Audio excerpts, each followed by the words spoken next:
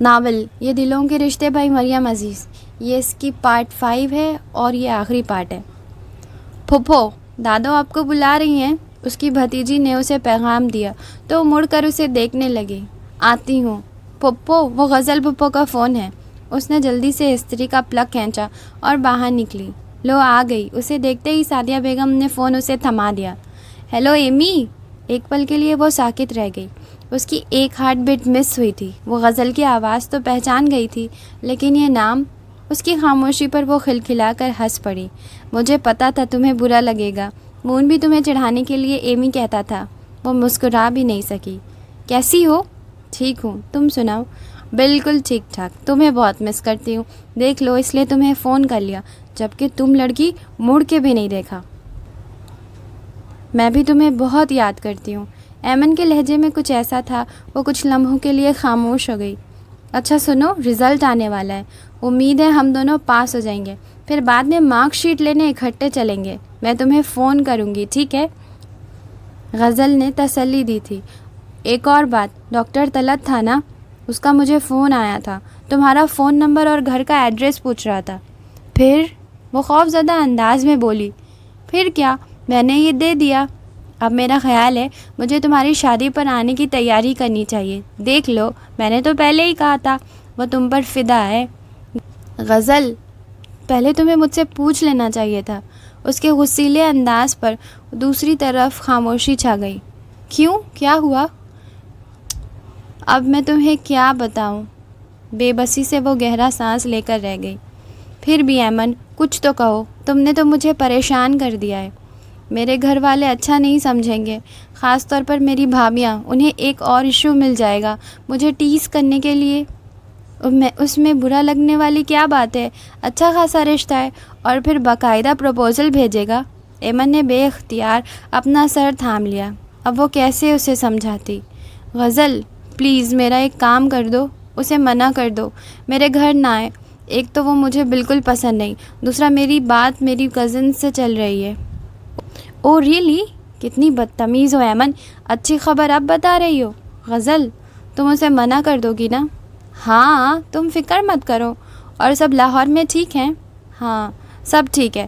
کچھ دن پہلے میں شبانہ آپی کی طرف گئی تھی، تمہارا سب پوچھ رہے تھے۔ کون؟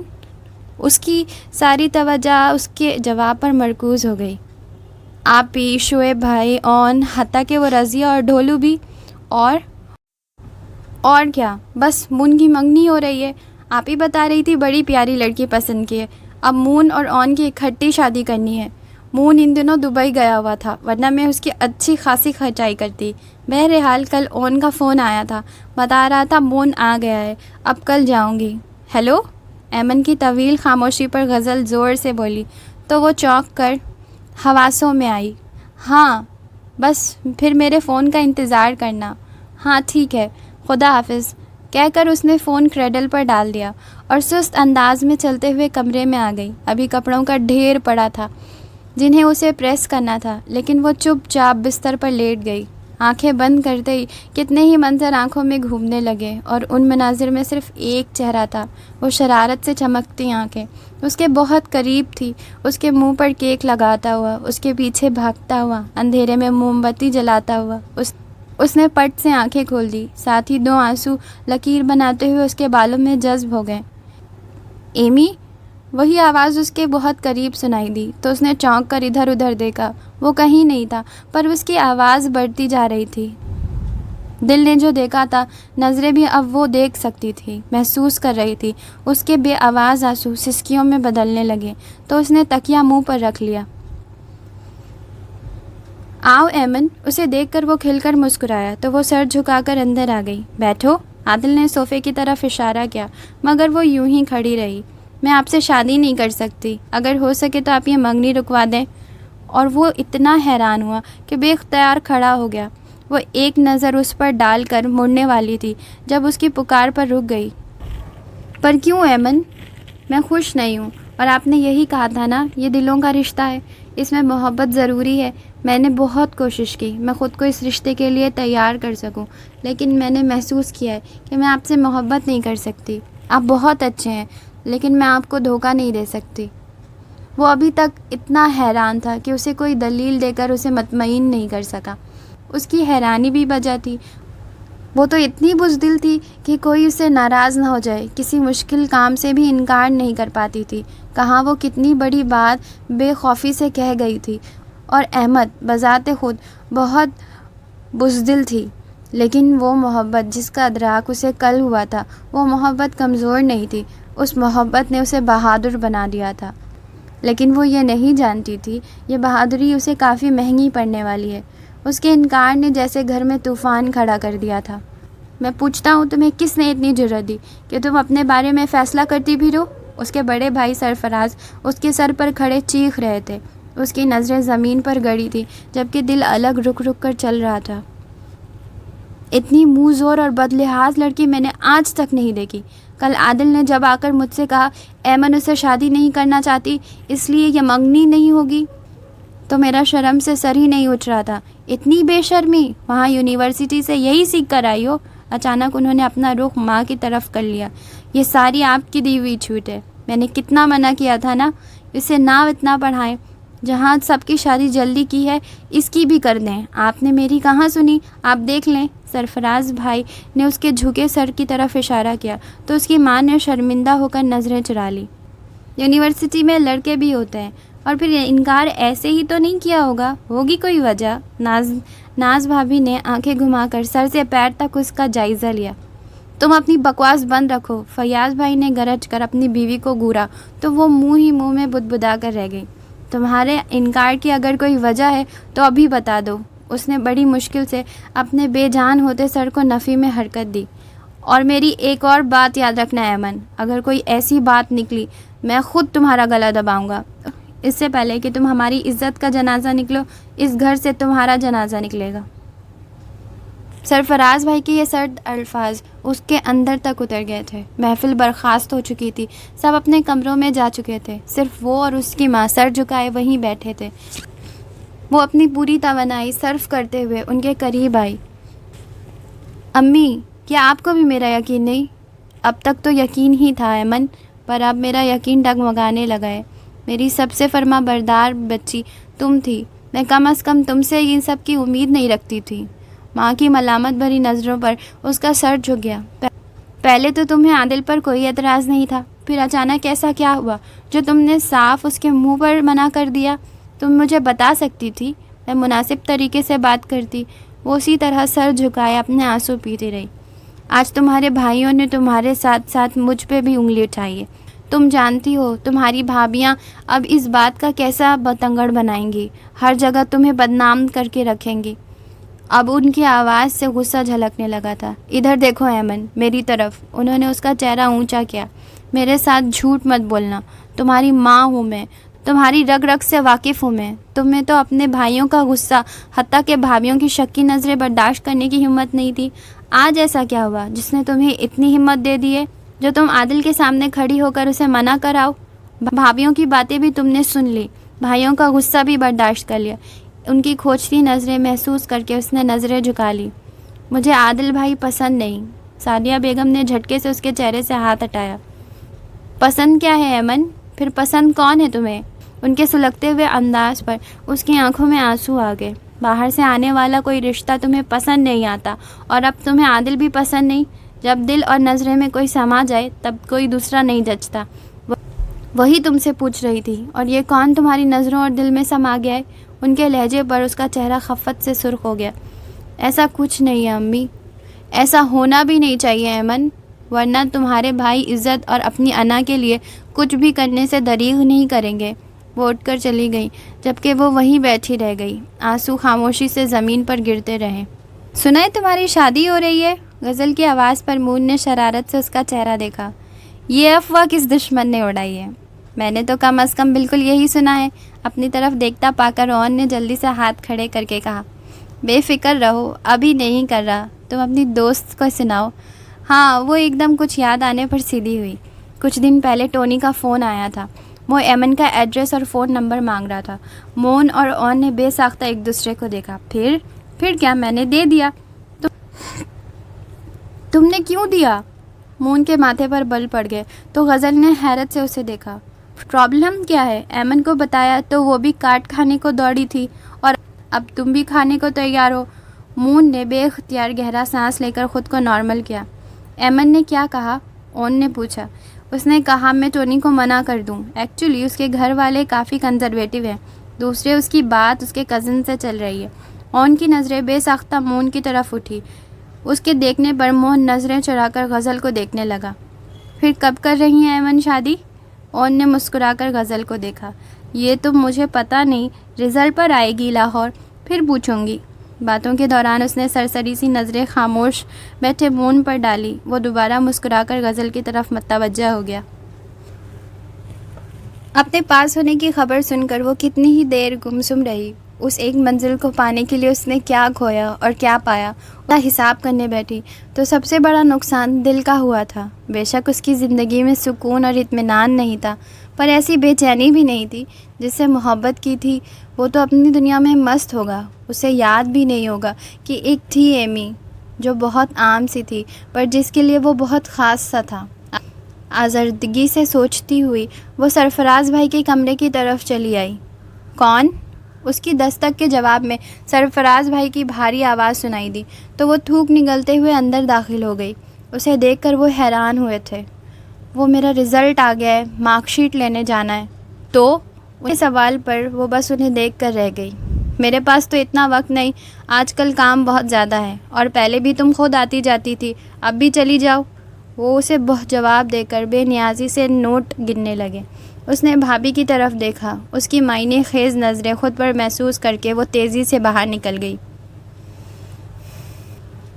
گھر میں تو سب بہت خوش ہوں گے تمہارے رزلٹ کو دیکھ کر، کافی شاندار مارکس لیے ہیں تم نے۔ غزل کی توصیفی انداز پر وہ گہرا سانس لے کر رہ گئی۔ خوش ہونا تو دور کی بات، گھر میں کسی نے اسے مبارکباد بھی نہیں دی تھی۔ شبانہ آپی کی طرف چلو گی؟ نہیں۔ اس کا خوف چہرے سے نمایاں ہونے لگا، لیکن غزل کا سارا دھیان ڈرائیونگ پر تھا۔ بڑی بے مروت ہو، وہ لوگ تمہیں پوچھ پوچھ کر تھک گئے اور تم ملنا بھی نہیں چاہتی۔ دیر ہو جائے گی غزل۔ نہیں ہوتی دیر، بس 3 بجے چلتی ہیں، ابھی 12 بجے ہیں، ہم وہاں 1 گھنٹہ رہیں گے، پھر میں خود تمہیں بس اسٹینڈ تک چھوڑ آؤں گی۔ گاڑی سگنل پر رکی تو اس نے سرسری انداز میں دائیں طرف دیکھا اور جیسے پتھر کی ہو گئی۔ وہ یقیناً ٹونی ہی تھا۔ وہ پوری گردن موڑے اسے دیکھ رہا تھا۔ اگلے ہی پل اس نے اسے گاڑی سے نکلتے دیکھا تو دل اچھل کر حلق میں آ گیا۔ اس نے اضطرابی انداز میں ہاتھ سٹیئرنگ پر رکھا، تبھی سگنل کھلتے ہی غزل نے گاڑی آگے بڑھا دی۔ کیا ہوا؟ غزل نے حیرت سے اس کا سفید پڑتا چہرہ دیکھا۔ کچھ نہیں، وہ گہرے سانس لے کر خود کو نارمل کرنے لگی۔ پھر سارا راستہ وہ خود کو سنبھالنے کی کوشش کرتی رہی۔ واپس جا کر تو ہمیں بھول ہی گئی ہو؟ اس سے گلے ملتے شبانہ آپی نے شکوہ کیا تو وہ سر جھکا کر مسکرا دی۔ میں تم لوگوں کے لیے کھانے کا بندوبست کرتی ہوں، مگر غزل نے ان کا ہاتھ پکڑ کر دوبارہ بیٹھا لیا۔ ہمیں بالکل بھی بھوک نہیں، بس آپ بیٹھیں، گھر میں بڑی خاموشی ہے۔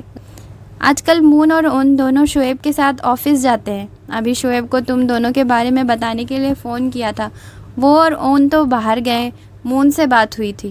یہ مون نے اتنی جلدی آفس جوائن کر لیا؟ اس کا تو مزید 2 سال تک کوئی ارادہ نہیں تھا۔ غزل کے کہنے پر شبانہ کہا لگا کر ہنسنے لگی۔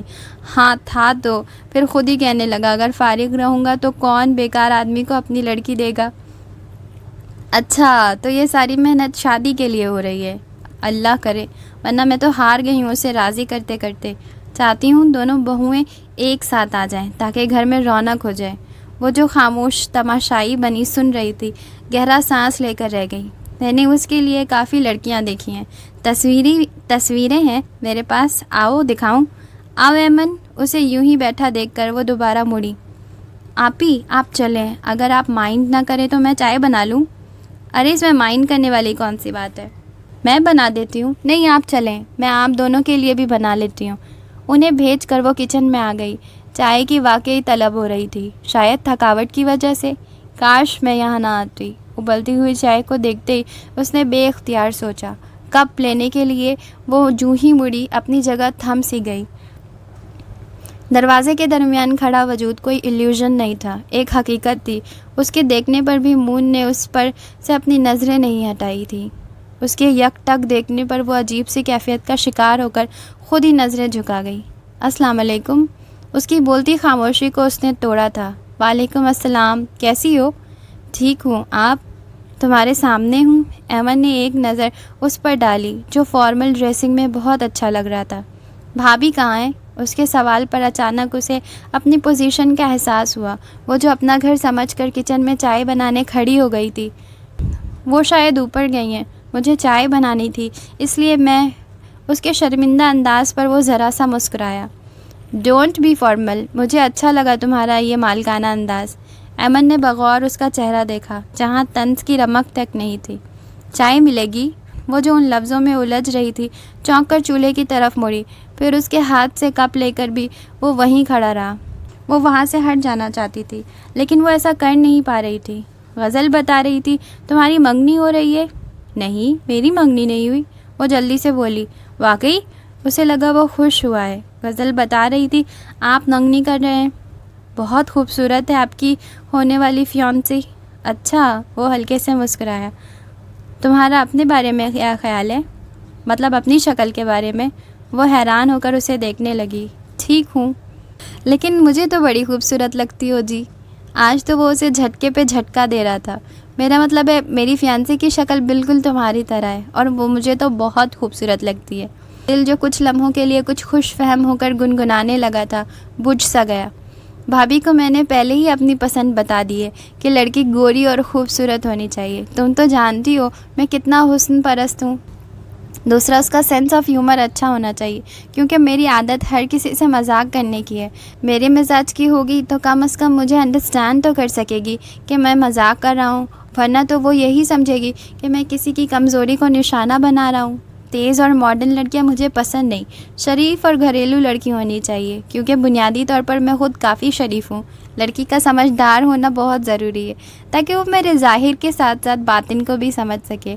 یہ نہ ہو کہ میرے ظاہر کو دیکھ کر مجھے بد کردار اور فلرٹی سمجھنے لگے، کیونکہ میرے کردار پر کوئی الزام لگائے تو مجھے بہت برا لگتا ہے۔ وہ اسے یہ سب کیوں سنا رہا تھا وہ نہیں جانتی تھی، لیکن میں جو اس نے جتانا چاہا تھا وہ اس کی آنکھیں نم کرنے کے لیے کافی تھا۔ اس سے پہلے کہ آنسو پلکوں کی باڑ پھلانگ کر باہر نکلتے، وہ اس کے سامنے سے ہٹ جانا چاہتی تھی۔ رکو! اس سے پہلے وہ باہر نکلتی وہ اس کے مقابل آ گیا۔ بھابھی نہیں جانتی تھی کہ تم میرے بارے میں کیا سوچتی ہو، اس لیے وہ چاہتی تھی کہ میں تم سے شادی کر لوں۔ ان کے خیالوں میں جیسی لڑکی میں چاہتا ہوں تم بالکل ویسی ہی ہو۔ وہ بات ادھوری چھوڑ کر خاموش ہوا تو اس نے بے چینی سے اس کا چہرہ دیکھا اور اگلے ہی پل وہ پھٹ پڑی۔ لیکن آپ نے انکار کر دیا ہوگا کیونکہ آپ بہت حسن پرست ہیں۔ آپ کو گوری اور خوبصورت لڑکی چاہیے جبکہ میں خوبصورت اور گوری نہیں۔ آپ کو اچھے سینس آف ہیومر والی لڑکی سے شادی کرنی ہے جبکہ مجھے تو مذاق سمجھنے کی صلاحیت نہیں۔ آپ کو سمجھدار لڑکی سے شادی کرنی ہے جبکہ دنیا میں بیوقوف ترین لڑکی ہوں میں، کیونکہ میں نے آپ کے ظاہر کو دیکھا اور جب باطن کو سمجھا تو بہت دیر ہو چکی تھی۔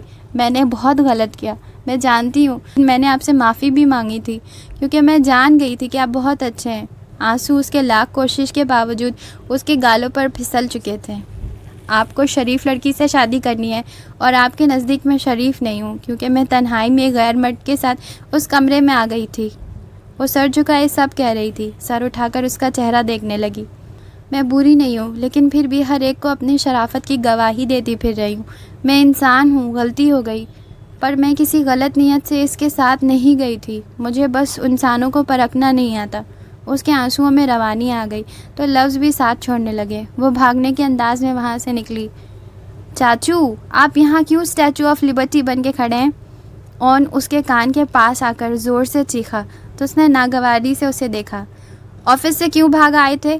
اسے خاموش دیکھ کر وہ پھر بولا۔ ایمن اور غزل سے ملے؟ کہاں ہیں وہ تو چلی گئیں۔ وہ تیزی سے کچن سے باہر نکلا، وہیں رک گیا۔ اگلے ہی لمحے وہ لمبے لمبے ڈگ بھرتا سیڑھیاں چڑھنے لگا۔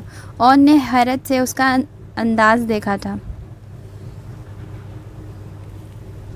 دروازہ کھٹکھٹا کے وہ اجازت کا انتظار کیے بغیر اندر داخل ہو گیا۔ مون نے ایک نظر اسے دیکھا، دوبارہ تکیہ منہ پر رکھ لیا۔ پلیز یار، مجھے ڈسٹرب نہ کرو۔ اون کے تکیہ کھینچنے پر اس نے بیزاری سے کہہ کر بازو آنکھوں پر رکھ لیا۔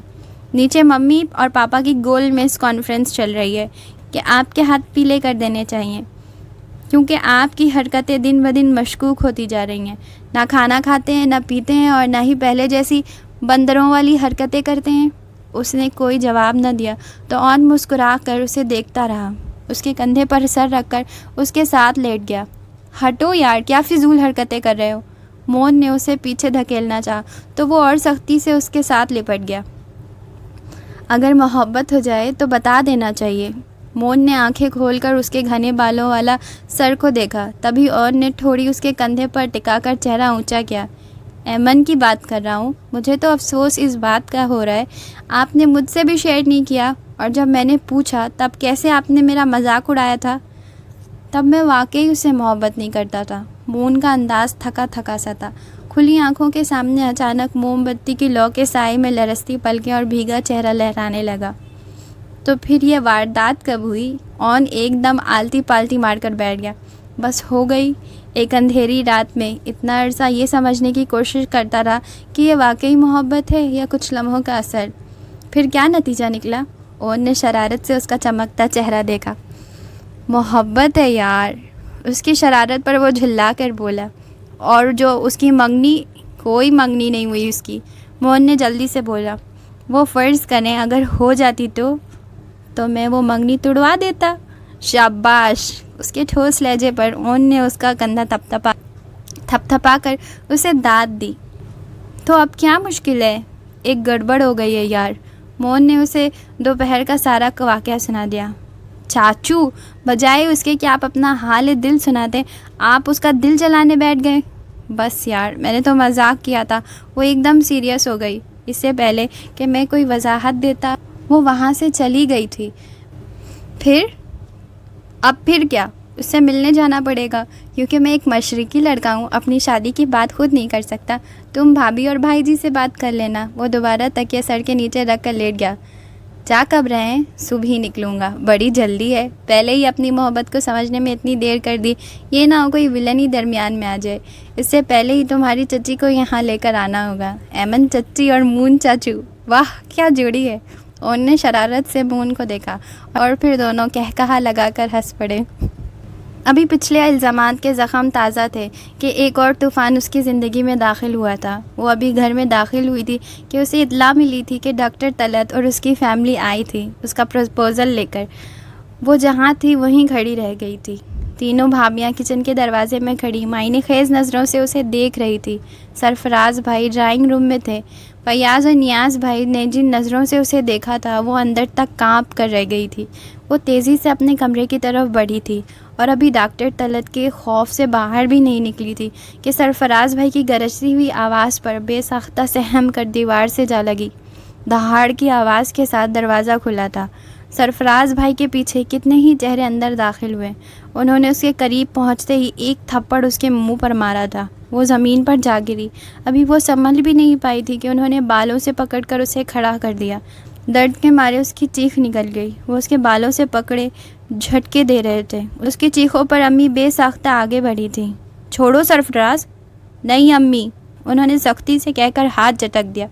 میں آج اسے زندہ زمین میں گاڑ دوں گا۔ یہ آپ کی ڈھیل کا نتیجہ ہے۔ آپ نے اسے وہاں لڑکوں کے ساتھ پڑھنے بھیجا اور یہی وہ نامراد ہے جس کی وجہ سے یہ شادی سے انکار کر رہی تھی۔ ہاں تو جب ہم کہتے تھے تو بڑا برا لگتا تھا آپ کو، فوزیہ بھابھی زہر خند انداز میں بولی۔ میں نے تو پہلے ہی کہا تھا ضرور اس کا کوئی یار ہے۔ ناز بھابھی کے انداز اور الفاظ پر اس کا دل چاہا زمین پھٹے اور وہ اس میں سما جائے۔ بڑے بھیا، میں نے کچھ نہیں کیا، میرا یقین کریں، میں نے نہیں بلایا انہیں۔ وہ ہچکیوں کے درمیان بڑی مشکل سے بولی۔ تم نے کچھ نہیں کیا یا تم نے نہیں بلایا تو وہ لڑکا اس کے گھر والے یہاں کیسے پہنچ گئے؟ اس کی ماں نے صاف کہا تھا کہ وہ یہ رشتہ اپنے بیٹے کی پسند کے سے لے کر آئی ہیں۔ انہوں نے زور سے اسے دھکا دیا تو وہ ایک بار پھر دیوار سے جا لگی۔ اس کی ماں کیا؟ وہ لڑکا خود اپنی زبان سے اقرار محبت کر رہا تھا۔ بھائی اتنی بے غیرتی نہ ہم نے دیکھی اور نہ سنی۔ ناز بھابھی کانوں کو ہاتھ لگاتے ہوئے بولی۔ اس لڑکی نے ہماری عزت پر بند لگا دیا ہے۔ فیاض بھائی تلملا کر آگے بڑھے تھے۔ اس نے ایک دم ان کے پاؤں پکڑ لیے۔ فیاض بھائی، میں نے کچھ نہیں کیا، میرا یقین کریں، مجھے وہاں شادی نہیں کرنی، آپ منع کر دیں۔ ہاں اب تو تم یہی کہو گی، اصلیت جو کھل گئی ہے۔ ناز بھابھی ہاتھ نچا کر بولی تو وہ بے جان ہوتے جسم کے ساتھ وہیں ڈھہ گئی۔ ایسی بیٹیاں جو عزتوں سے کھیلے انہیں تو پیدا ہوتے ہی مر جانا چاہیے۔ آخر کار نیاز بھائی نے بھی اپنی زبان کھولی۔ بند کرو تم لوگ اپنی بکواس۔ سعدیہ بیگم ایک دم غصے سے بولی، کیوں وہ مر جائے؟ کیا کیا ہے اس نے؟ گھر سے بھاگ گئی ہے، کورٹ میرج کر لی ہے، کیا کیا ہے؟ وہ رو رو کر کہہ رہی تھی۔ اس نے کچھ نہیں کیا، لیکن تم لوگ اندھے ہونے کے ساتھ ساتھ بہرے ہو گئے ہو۔ میری بیٹی کی شرافت کی میں گواہ ہوں، میں دیکھ بھی سکتی ہوں، سن بھی سکتی ہوں۔ وہ لوگ اپنی مرضی سے آئے تھے، اگر وہ ایمن کو پسند کرتا ہے تو اس میں ایمن کی کیا غلطی ہے؟ ہم کسی پر کوئی پابندی تو نہیں لگا سکتے۔ یہ غلط تب ہوتا جب وہ رشتہ نہ لے کر آتے۔ آپ اسے رعایت دے سکتی ہیں، ہم نہیں۔ سرفراز بھائی رعونت سے بولے، ہمیں وہاں رشتہ نہیں کرنا، اب اس کی شادی فوزیہ کے بھائی سے ہی ہوگی۔ آخر میں وہ اپنا فیصلہ سنا کر نکل گئے اور آہستہ آہستہ باقی سب باہر نکل گئے۔ اپنے سر پر کانپتا ہوا ہاتھ محسوس کر کر اس نے سر اٹھایا۔ اپنی ماں کا بھیگا ہوا چہرہ دیکھ کر وہ اپنا سر ان کی گود میں رکھ کر بلکنے لگی۔ امی، میں قسم کھانے کو تیار ہوں، میں نے کوئی غلط حرکت نہیں کی، اور نہ ہی میں اس شخص کو پسند کرتی ہوں۔ میں اسے شادی بھی نہیں کرنا چاہتی، کبھی نہیں۔ انہوں نے اس کے آنسو صاف کر کے اس کا چہرہ دیکھا، جس کا بایاں گال بری طرح سے سرخ ہو رہا تھا اور انگلیوں کے نشان واضح تھے۔ اس کی حالت دیکھ کر ان کا دل جیسے کسی نے مٹھی میں لے لیا۔ میری بچی، انہوں نے روتے ہوئے اس کی پیشانی چوم کر اسے سینے سے لگا لیا۔ کتنی دیر میں فارغ ہو جاؤ گی؟ آدھا گھنٹہ لگے گا، وہ سر جھکا کر بولی۔ ٹھیک ہے، مجھے آنے میں 1.5 گھنٹہ بھی لگ سکتا ہے، میرا یہیں انتظار کرنا۔ فیاض بھائی نے اپنے بائک کو کک لگاتے ہوئے کہا۔ وہ سر ہلا کر رہ گئی۔ آج وہ اسکول سے ریزائن کرنے آئی تھی۔ سرفراز بھائی نے اسے اسکول جانے پر بھی پابندی لگا دی تھی۔ اسے اس جرم کی سزا دی جا رہی تھی جو اس نے نہیں کیا، صرف محبت کی تھی، اور دل کے ہاتھوں مجبور ہو کر کسی اور کے خواب آنکھوں میں سجا نہیں پا رہی تھی۔ لیکن اس کی محبت نے اسے کچھ غلط نہیں کروایا تھا، پھر بھی وہ سزا کی مستحق ٹھہری تھی۔ ایمن رؤوف کے بارے میں پتہ کرنا تھا۔ جو ہی وہ پرنسپل کے آفس سے نکلی، اس نے یہ آواز سنی تھی۔ اس نے نظریں گھما کر ریسیپشن کی طرف دیکھا، وہ مون ہی تھا۔ کتنے ہی پل حیرت کی شدت سے وہ ساکت کھڑی رہی۔ کیا اب یہ بھی کوئی الزام لگانے آیا ہے؟ اس میں اب مزید سننے کی سکت نہیں تھی۔ وہ تیز قدم اٹھاتی باہر کی طرف نکلنے لگی۔ ایمی! اس کے قدم جیسے زمین سے جکڑ گئے۔ کہاں بھاگ رہی ہو؟ 3 دن سے تم سے ملنے کے لیے یہاں خوار ہو رہا ہوں۔ اسکول کیوں نہیں آ رہی تھی؟ وہ اس کے سامنے آتے ہی ایک ساتھ کئی سوال کر گیا۔ ایمن نے بے یقینی سے اس کے پرانے انداز کو دیکھ رہی تھی۔ ایسے کیا دیکھ رہی ہو؟ میں وہی ہوں، چلو میرے ساتھ، مجھے تم سے ضروری بات کرنی ہے۔ اسے خاموش دیکھ کر وہ عجلت میں بولتا ہوا آگے بڑھا۔ کیا ہوا؟ اسے وہیں جمع دیکھ کر وہ دوبارہ مڑا۔ آپ کو کیا کہنا ہے؟ یہاں اسکول میں بات کرنا ٹھیک نہیں، میں باہر نہیں جا سکتی، چلو پھر گاڑی میں چل کر بات کر لیتے ہیں۔ اسے کشمکش میں دیکھ کر وہ سنجیدہ ہو گیا تو وہ سر جھکا کر چلنے لگی۔ اسکول کیوں نہیں آ رہی تھی؟ گاڑی میں بیٹھتے ہی اس نے پوچھا۔ چھوڑ دیا ہے۔ کیوں؟ کچھ دیر وہ خاموشی سے گود میں رکھے ہاتھ کو دیکھ کر ضبط کرنے کی کوشش کرتی رہی۔ جو اس کے اپنے تھے انہوں نے اسے زخم دے دیے تھے، اور یہ غیر تھا، لیکن پتہ نہیں کیوں اسے اپنا لگ رہا تھا۔ دل چاہ رہا تھا اپنا سارا بوجھ اس کے سامنے ہلکا کر دے۔ اگلے ہی پل وہ دونوں ہاتھوں میں چہرہ چھپا کر رونے لگی۔ کیا ہوا ایمی؟ اس کے یوں رونے پر وہ بوکھلا کر رہ گیا۔ دیکھو ایمی، میں بہت پریشان ہو رہا ہوں، مجھے بتاؤ کیا بات ہے؟ اس کی آواز میں پریشانی محسوس کر کے اس نے دونوں ہاتھوں سے چہرہ صاف کیا۔ وہ ڈاکٹر طلعت اور اس کے گھر والے آئے تھے میرے لیے۔ واٹ؟ وہ چیخ اٹھا۔ سارے گھر والے سمجھ رہے ہیں یہ رشتہ میری ایما پر آیا ہے۔ میرے لیے کچھ اور پرپوزل آئے تھے اور میری بات میرے کزن سے طے ہو رہی تھی، لیکن میں نے انکار کر دیا۔ اب سب سمجھ رہے ہیں میں نے یہ سب ڈاکٹر طلعت کی وجہ سے کیا ہے، اور بھائی نے مجھے مارا بھی۔ وہ ایک دم ہی زور سے رونے لگی۔ اس میں ہاتھ اٹھانے والی کون سی بات تھی؟ انہیں شرم نہیں آئی تم پر ہاتھ اٹھاتے ہوئے؟ اس کے لہجے میں طیش محسوس کر کے وہ درس دیدہ نظروں سے اسے دیکھنے لگی، جو اب ہونٹ بھیجے بالکل سامنے دیکھ رہا تھا۔ اس نے نظریں گھما کر سامنے دیکھنا شروع کر دیا۔ اب وہ میری شادی بھابھی کے بھائی سے کر رہے ہیں۔ مون نے سنجیدگی سے اس کی طرف دیکھا۔ میں آج ہی بھائی اور بھائی جی کو تمہارے گھر بھیجتا ہوں۔ نہیں، وہ بے ساختہ بولی۔ نہیں کیا؟ وہ درشتی سے بولا تو وہ ڈر کر خاموش ہو گئی۔ بولو، بھائی مجھے پھر ماریں گے۔ ہاتھ نہ توڑ دوں گا میں تمہارے بھائی کے، وہ دانت پیس کر بولا۔ اور میں کون سا جرم کر رہا ہوں؟ رشتہ ہی تو بھیج رہا ہوں۔ آپ سمجھ نہیں رہے۔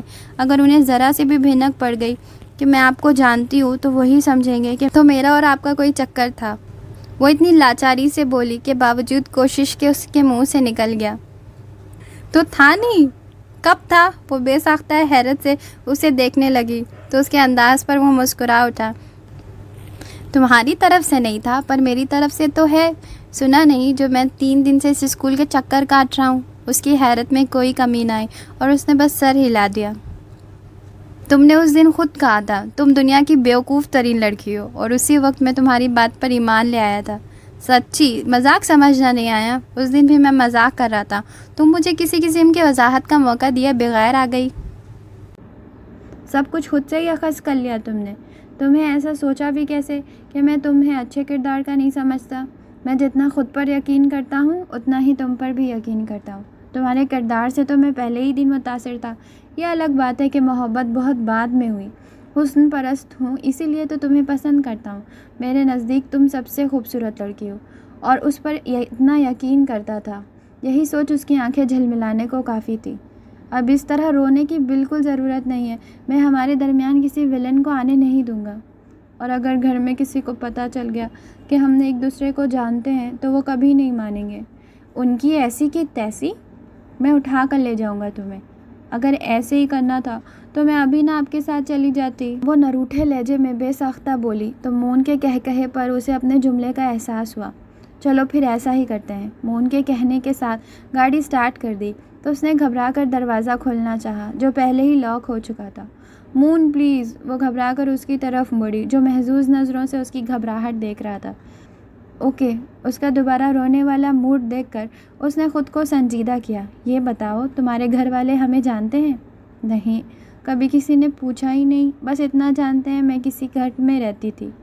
تم نے کبھی ہمارے نام لیے؟ بس شاید شبانہ آپی کا ذکر کیا ہوگا امی سے، اس نے سوچ کر جواب دیا تو وہ سر ہلا کر سیل فون پر نمبر ڈائل کرنے لگا۔ ہیلو، ہاں یار، ملا ہوں اس سے، بڑا پھڈا ہے یہاں۔ وہ شاید اون سے بات کر رہا تھا۔ وہ خاموشی سے اسے دیکھنے لگی جو اون کو ساری تفصیل بتا رہا تھا۔ اب تم کچھ سوچو، یہ جو میرے ہونے والے سالے ہیں نا، ان کا ذہنی توازن بالکل ٹھیک نہیں۔ ان کے کہنے کے ساتھ شرارتی نظروں سے ایمن کو دیکھا جو شکایتی نظروں سے اسے ہی دیکھ رہی تھی۔ غزل سے؟ مون کی حیران آواز پر وہ بھی چونک گئی۔ وہ اب خاموشی سے دوسری طرف سے اون کو سن رہا تھا۔ بالکل ٹھیک ہے، تم بھائی اور بھابھی کو اچھی طرح سمجھا دو، اور غزل کو بھی اچھی طرح بتا دینا میں یہیں ہوں۔ آج ہوٹل میں ٹھہرا ہوں، بس شام کو ہی پہنچ جاؤں۔ فون آف کر کے پھر اس کی طرف متوجہ ہوا۔ آج سے میں اور تم ایک دوسرے کو بالکل نہیں جانتے، یہ تم نے ظاہر کرنا ہے۔ بھائی جی اور بھابھی آج ہی تمہارے گھر آئیں گے اور وہ بھی یہی ظاہر کریں گے، ٹھیک ہے؟ مون کے پوچھنے پر وہ سر ہلا کر رہ گئی۔ اب تم بے فکر ہو کر گھر جاؤ، سب ٹھیک ہو جائے گا نا؟ مون نے چونک کر اس کا چہرہ دیکھا جہاں اس سے بچھڑنے کا ڈر صاف لکھا نظر آ رہا تھا۔ اس کے ہونٹوں کے ساتھ آنکھیں بھی مسکرانے لگی تو ایمن کو اپنی بے اختیاری کا احساس ہوا۔ اس نے خفت سے سرخ پڑتا چہرہ جھکا لیا۔ مجھے یقین نہیں آ رہا ایمی کہ تم بھی مجھ سے محبت کرتی ہو۔ مون کے گمبھیر لہجے پر کا جھکا ہوا سر مزید جھک گیا۔ میں جا رہی ہوں۔ اس نے دروازے پر ہاتھ رکھا۔ وہ اب بھی لاک تھا اور اسی طرح بیٹھی رہی۔ ہم نے محبت کر کے کوئی غلطی نہیں کی نا ایمی؟ غلطی تب ہوتی جب اس محبت میں غلط راستہ اختیار کرتے، لیکن ہم اپنی محبت کو جائز نام دینے جا رہے ہیں۔ مون کا خوبصورت انداز اس کے اندر تک اتر گیا۔ اس نے لاک کھول دیا تو وہ باہر نکل گئی۔ گیٹ میں داخل ہونے سے پہلے اس نے مڑ کر دیکھا، وہ مسکراتا ہوا اسے دیکھ رہا تھا۔ وہ کھل کر مسکرائی اور گیٹ کے اندر داخل ہو گئی۔ ایمن؟ جی بھابھی۔ اس نے پراٹھا پلیٹ میں رکھنے کے بعد شبانہ کو دیکھا۔ مون اٹھا ہے کہ نہیں؟ جی اٹھا کر تو آئی تھی۔ وہ ایک اور پیڑا بنانے لگی۔ اچھا اس کو چھوڑو، اسے دیکھ کر آؤ، ابھی شعیب شور مچا دیں گے۔ ان کے کہنے پر وہ ہاتھ جھاڑنے لگی۔ ممی جی، میں آپ سے کہہ رہی ہوں، کسی دن میں بہت ناراض ہو جاؤں گی اون سے، ہر وقت لڑا کے بلے کی طرح لڑتا رہتا ہے۔ تبھی جھلائی ہوئی کنول اندر داخل ہوئی۔ اب کیا ہوا؟ شبانہ کے پوچھتے ہی وہ شکایتوں کا پٹارا کھول بیٹھی تھی تو ایمن مسکراتی ہوئی باہر نکل آئی۔ اون اور کنول کی نوک جھونک روز کا معمول تھا۔ جتنا ان کے درمیان پیار تھا اتنی تکرار بھی تھی۔ السلام علیکم۔ شعیب بھائی کو ڈرائنگ روم میں داخل ہوتا دیکھ کر وہ مسکرائی۔ وعلیکم السلام، جیتی رہو۔ مون اٹھا کہ نہیں؟ انہی کو دیکھنے جا رہی تھی۔ وہ تیزی سے سیڑھیوں کی طرف بڑھنے لگی۔ اس کی شادی کو 4 ماہ ہونے والے تھے، لیکن اب تک سب ایک حسین خواب کی طرح لگتا تھا۔ اس دن مون کے کہنے کے مطابق شام کو شعیب بھائی، شبانہ آپی غزل کے ساتھ آئے تھے، اور آج تک سب یہی سمجھتے تھے کہ شعیب بھائی اس کے دور پار کے رشتہ دار ہیں، اور وہ لوگ مون کے لیے رشتہ ڈھونڈ رہے تھے۔ غزل نے ان لوگوں کو اس کے بارے میں بتایا تھا، اور تو اس کے گھر والوں کو یہ رشتہ پسند آیا، اور ہاں ہوتے ہی مون نے منگنی کے بجائے نکاح کا زور ڈالا۔ شادی کی تیاری کے لیے اس کے گھر والوں نے 6 ماہ کا وقت مانگا، لیکن مون نے 1 ماہ کے اندر رخصتی بھی کروا لی۔ وہ مون کی بیوی کی حیثیت سے اس گھر میں موجود تھی۔ آج میکے میں اس کی عزت پہلے سے زیادہ تھی۔ اس کے بھائی اور بھابھیاں اسے سر آنکھوں پر بیٹھاتے تھے۔ یقیناً اس کا سرا مون کے سر جاتا تھا۔ اس نے اس کی عزت پر حرف نہیں آنے دیا تھا۔ یہ گہرا سانس لے کر کمرے میں داخل ہوئی۔ خالی کمرے کو اس نے حیرت سے دیکھا۔ بھاؤ کی آواز کے ساتھ دروازے پر وہ ڈر کے مارے اچھل پڑی۔ مون، آپ بھی حد کرتے ہیں، کسی دن میرا ہارٹ فیل ہو جائے گا۔ تمہارا ہارٹ میرے پاس ہے، وہ کیسے فیل ہو سکتا ہے؟ مون نے مسکرا کر ایمن کو اپنے بازوؤں کے حلقے میں لے لیا۔ آپ کے پاس ہیں اسی لیے تو ڈرتی ہوں۔ اچھا جی۔ اس کی شرارتی انداز پر وہ اسی طرح اسے ساتھ لگائے باہر نکل آیا۔ واہ، یہ لو برڈز کہاں جا رہے ہیں؟ اون کے چہکتی ہوئی آواز پر دونوں ایک ساتھ مڑے۔